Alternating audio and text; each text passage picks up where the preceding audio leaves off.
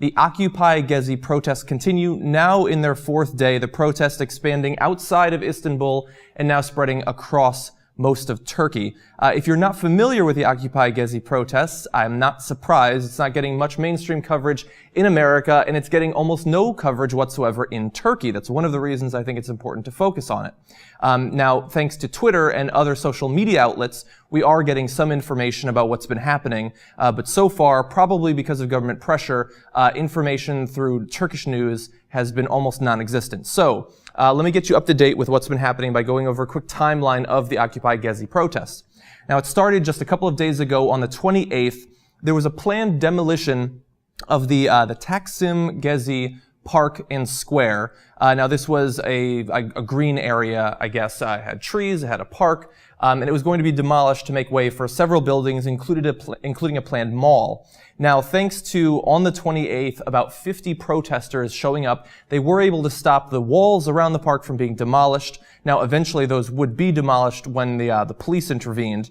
And then by the 29th, one day later, there was a lot more, there were bigger crowds that were developing. Some local celebrities had shown up. They did a press conference. They showed films there to try to rally support. And on into the 29th, the protests were just gaining speed, I guess. This also happened on the 30th. Now, at this point, because of the inability of the planned demolition to go ahead, the police started to amp up their response to the protests. And on the 31st, when crowds had started to number in the hundreds, we did have our first outbreak of violence. Now, up until this point, the protesters are saying that they're protesting in incredibly, totally non-violent fashion. But the police did strike out with tear gas, water cannons, pepper spray, and things of that sort. At least 100 were injured. There were scuffles between protesters and the police, actual fights breaking out, and not just these crowd control measures. And now, at this point on the 31st, we're talking about just yesterday, by the way, the protests had moved outside of just Istanbul. Satellite protests had started around Turkey. Crowds in some places reported up to 10,000 people in size, and mass imprisonments had also begun. Just in Istanbul, just at the actual, the Gezi protest, at least 60 were arrested in one move. Now, that's the basic timeline. As I've said, these protests have spread throughout Turkey. We're finally getting some coverage in the American media. Now, the Turkish media still is not talking about it much, and the theory is that the Turkish government is putting a lot of pressure on them.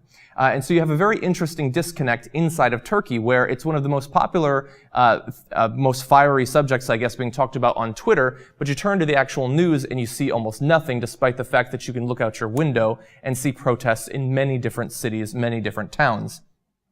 Now, both the U.S. government and the Turkish government have released statements. First, the Turkish Prime Minister Recep Tayyip Erdogan has said, "Wherever you go in the world, in places like this, governments would take measures," referring to what some perceive to be a heavy-handed response to the nonviolent protests. And just on Saturday, actually just earlier today, he called for an immediate end to the protests. Not entirely surprised by that. The U.S. government is... I guess they're being a little bit cautious, but they are giving at least some support to the protesters. We have a statement from the United States State Department spokesperson Jen Psaki. She says, "We believe that Turkey's long-term stability, security, and prosperity is best guaranteed by upholding the fundamental freedoms of expression, assembly, and association, which is what it seems these individuals were doing." Now, if you haven't heard more about these protests before, you might wonder why, just because of the demolition of this park, the protests would expand in the way that they have. Well, it's not called Occupy Gezi just because that's the new in thing, that's the new meme.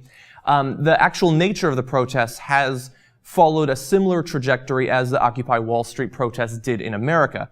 Now, originally, it was a mostly environmental, urban planning sort of protest. They didn't like the space being taken away. But steadily, that has grown to include other grievances against the government. Now, if you know anything about Turkish politics, you know that historically it has been, especially in that region, an incredibly secular government. But steadily over the past few years, over the last decade, there has been a greater influx of Islamic influence over the government. And you've seen that reflected in policies in Turkey. Now, there have been some silly policies, I think, that I can totally understand them opposing, such as bans on public displays of affection, limitations on how much alcohol can be consumed and sold, infringements on free speech and things like that. And so you see the growth of not just government power, but specifically the Islamic influence in government power increasing in Turkey today. And so now what started as a purely environmental protest has grown to include a number of different grievances against different aspects of Turkish society and government, similar to how the Occupy protests expanded over time in America. Now, we're only 4 days into these protests, and especially as an outsider, it's impossible for me to really speculate as to what will happen. We've seen some, I guess, counterforce from the police. There has been, as we said, a number of injuries, a number of arrests. There has not yet been any deaths, thankfully. And when you're talking about protests numbering in the hundreds, thousands, and tens of thousands, that actually in the modern day is, I think, a silver lining on what's going on there.